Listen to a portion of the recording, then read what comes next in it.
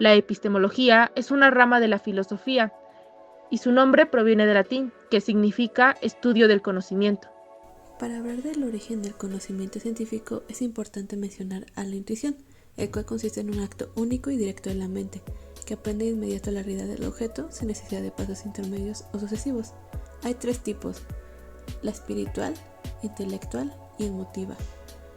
Para la epistemología tenemos el dogmatismo, la cual es aquella posición para la cual no existe el problema del conocimiento, toma la posibilidad y la realidad del contacto directo entre sujeto y objeto. Hay tres tipos: teórico, ético y religioso. Tenemos el escepticismo, el cual se enfoca en los factores subjetivos del conocimiento y niega la validez de las afirmaciones sobre la realidad objetiva. El subjetivismo nos habla de la verdad depende del sujeto que conoce y juzga. También tenemos al pragmatismo, que define la verdad en función de su utilidad y valor práctico. Y por último, al criticismo, que es una síntesis entre el dogmatismo y el escepticismo. Acepta que el conocimiento es posible, pero lo examina críticamente.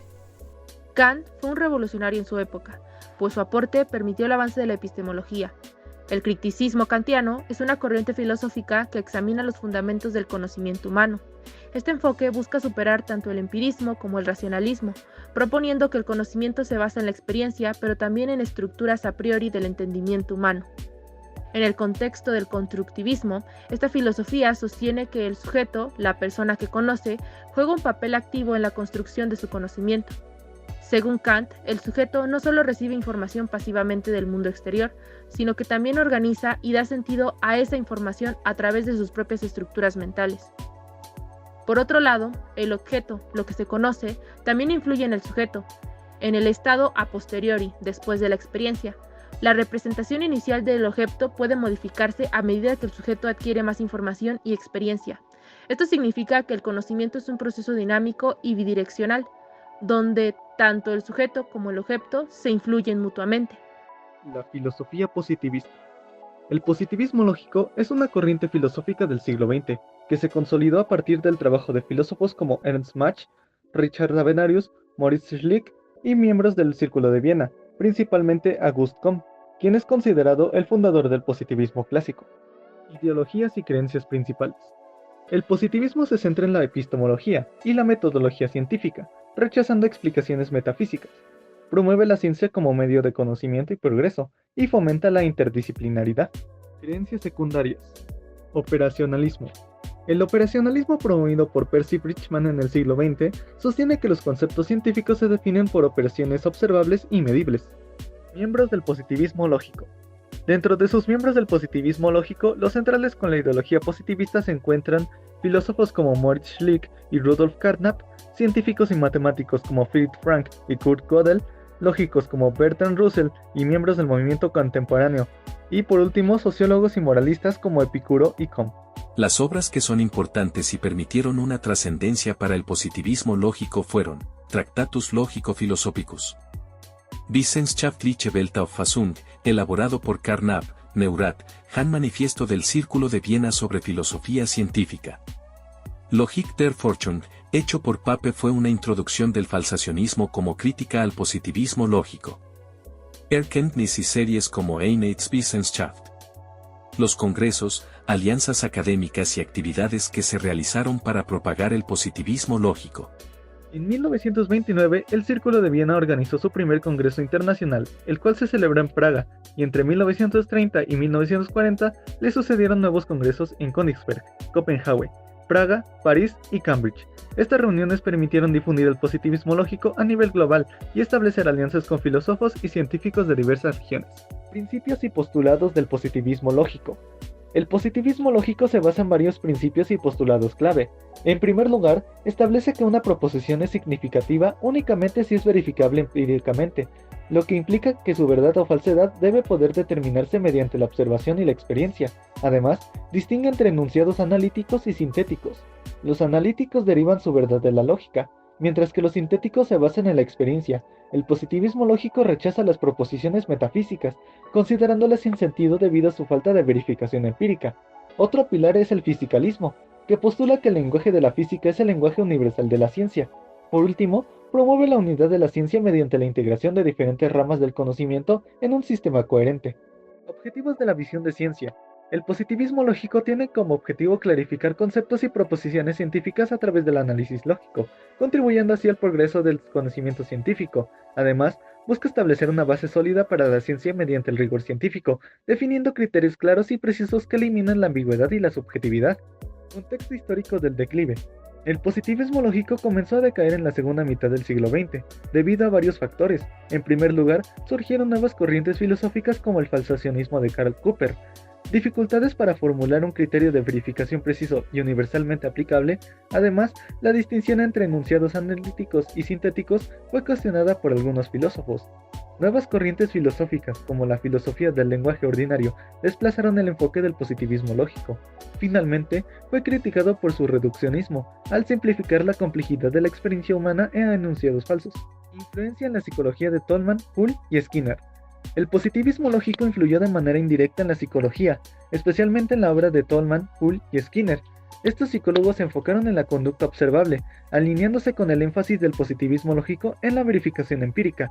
Buscaban formular leyes generales que explicaran la conducta y cuestionaran la validez de la introspección como método científico, argumentando que los estados mentales internos no eran accesibles a la observación pública. Inicios del cognitivismo. La ciencia cognitiva es un campo interdisciplinario que estudia la mente humana, enfocándose en cómo ésta adquiere, procesa, almacena y utiliza información. Se basa en la observación y la experimentación para entender la cognición humana.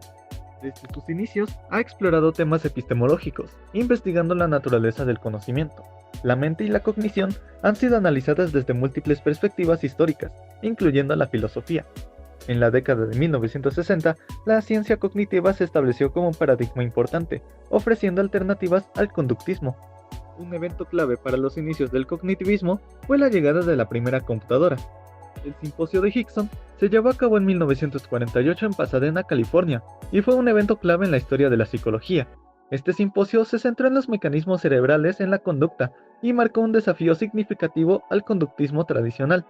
Durante el simposio, destacados científicos como John Von Neumann, Warren McCulloch y Carl Lashley presentaron sus investigaciones y establecieron paralelismos entre el procesamiento cognitivo del cerebro y las computadoras electrónicas recién desarrolladas.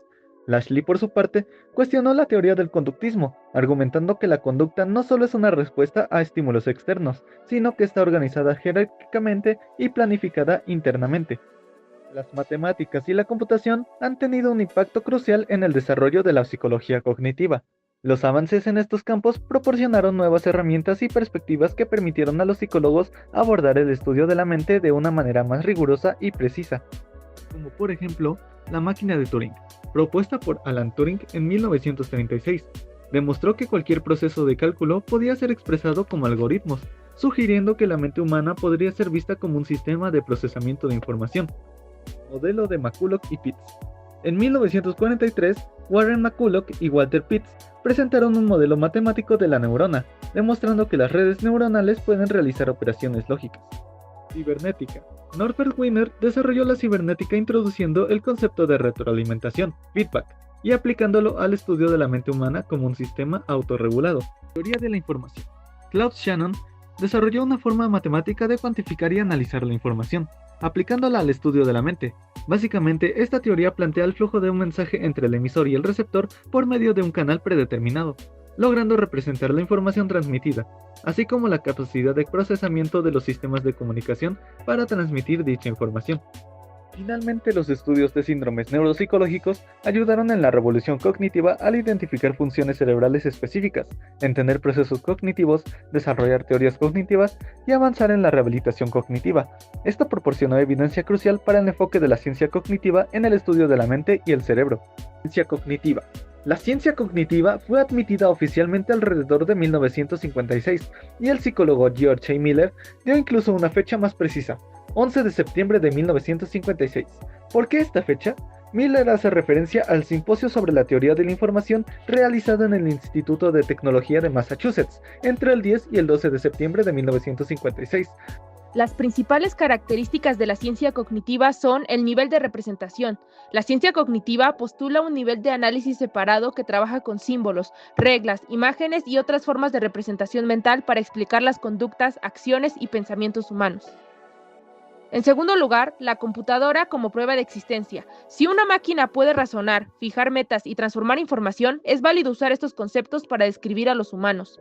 En tercer lugar, exclusión de afectos y contexto. Los científicos cognitivistas tienden a dejar de lado factores como afectos, contexto cultural e histórico, debido a un enfoque práctico, buscando definir problemas que se pueden investigar sin recurrir a conceptos complejos o difíciles de medir. Número 4. Estudios interdisciplinarios. Aunque una ciencia cognitiva completamente unificada aún no se ha concretado, los investigadores de diferentes disciplinas colaboran para obtener perspectivas más profundas que las que podrían obtenerse por separado. Helmholtz buscó demostrar que muchas ideas de Kant podían ser estudiadas empíricamente. Midió la velocidad de transmisión de impulsos nerviosos utilizando un galvanómetro experimental adaptado. Sostenía que el conocimiento del espacio se construye de manera similar a otros datos del mundo material y propuso la idea de la inferencia inconsciente, según la cual interpretamos los estímulos externos basándonos en conocimientos previos. Aportes principales. 1. Cuestionó la validez absoluta de los axiomas kantianos, mostrando que aspectos del funcionamiento psíquico podían analizarse empíricamente. 2. Combinó análisis moleculares, impulsos nerviosos y molares, percepción de ordenamientos espaciales complejos.